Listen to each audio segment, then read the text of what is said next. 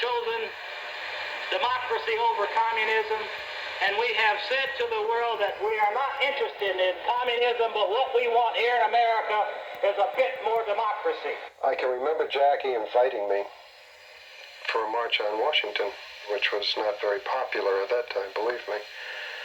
And I remember talking it over with various people and making a decision that I probably wouldn't be in my best behalf to go.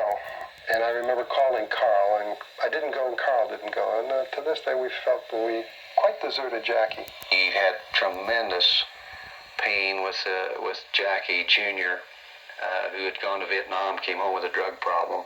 Later, after he had gone through rehabilitation and was traveling around the New York area talking to young people about the pitfalls of drugs, he had an unfortunate death in an automobile accident.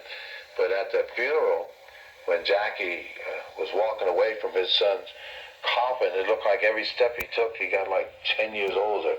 And later we were talking, and Jackie said, you know, I spent a lot of time in my life traveling around helping other kids, and I didn't give enough.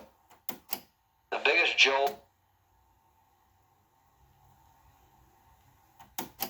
because he was a little heavier.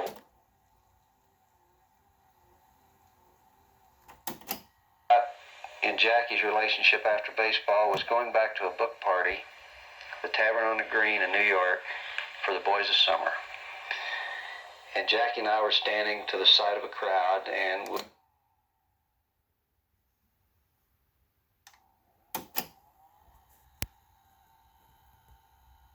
a lady came over and spoke to Jack, and he had just told me he quit playing golf because he said, I can't see the ball anymore.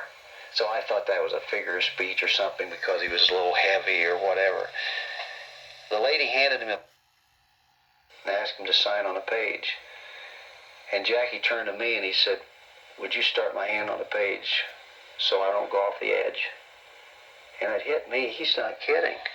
He can't see.